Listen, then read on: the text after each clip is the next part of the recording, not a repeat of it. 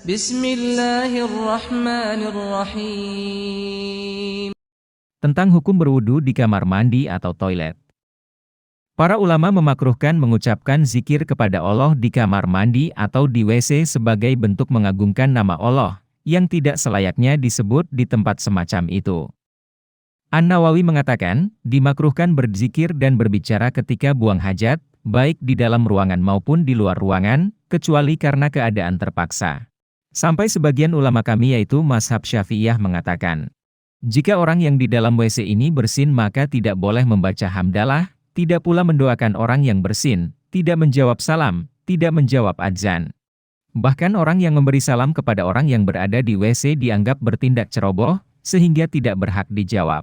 Berbicara apapun dalam kondisi ini hukumnya makruh meskipun tidak haram. Dan jika bersin, kemudian membaca hamdalah dengan hatinya, namun lisannya diam, maka tidak masalah. Demikian pula yang dilakukan ketika berhubungan badan.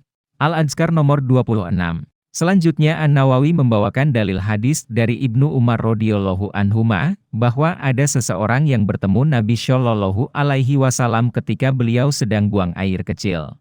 Orang ini memberi salam, namun Nabi Shallallahu alaihi wasallam tidak menjawabnya, hadis riwayat Muslim. Seseorang yang berwudu di kamar mandi, akan menjumpai masalah ketika ia hendak membaca basmalah sebelum berwudu. Lalu apa yang harus dia lakukan? Para ulama berbeda pendapat pada masalah ini.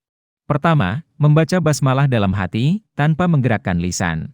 Syekh Ibnu Utsaimin mengatakan, apabila seseorang di kamar mandi, Imam Ahmad mengatakan, jika dia bersin, maka baca hamdalah dalam hati. Dari beberapa keterangan Imam Ahmad ini, disimpulkan bahwa membaca basmalah di dalam hati.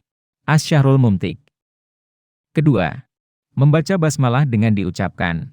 Imam Ibnu Baz menjelaskan, boleh berwudu dalam kamar mandi jika butuh melakukan hal itu. Tetap membaca basmalah di awal wudu, dia ucapkan, Bismillah. Karena membaca basmalah hukumnya wajib menurut sebagian ulama, dan sunnah muakkad menurut mayoritas ulama. Oleh karena itu, orang ini tetap disyariatkan membaca basmalah, dan statusnya tidak makruh. Karena hukum makruh itu hilang, ketika ada kebutuhan untuk membaca basmalah. Sementara kita diperintahkan untuk membaca basmalah ketika mengawali wudu. Maka dia harus membaca basmalah dan menyempurnakan wudunya. Majmu' Fatawa Ibnu Baz.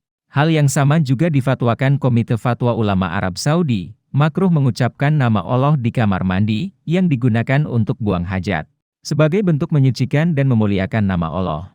Namun disyariatkan membaca basmalah ketika berwudu karena hukumnya wajib ketika ingat, menurut sekelompok ulama. Fatwa Lajnah Daimah. Catatan, untuk memudahkan kita dalam dua fatwa yang terakhir di atas, kita perlu memahami sebuah kaidah dalam ilmu fikih terkait hukum larangan, baik haram maupun makruh. Sesuatu yang hukumnya haram, bisa menjadi mubah jika dalam kondisi darurat. Dan sesuatu yang hukumnya makruh bisa menjadi mubah jika ada hajat kebutuhan. Berdasarkan keterangan di atas, ulama menegaskan bahwa membaca basmalah di kamar mandi hukumnya makruh. Sementara membaca basmalah ketika wudu statusnya disyariatkan. Artinya, membaca basmalah ketika wudu termasuk amal yang dibutuhkan. Karena ini dalam kondisi dibutuhkan, kita boleh membaca basmalah ketika wudu di kamar mandi. Demikian, Allahu a'lam.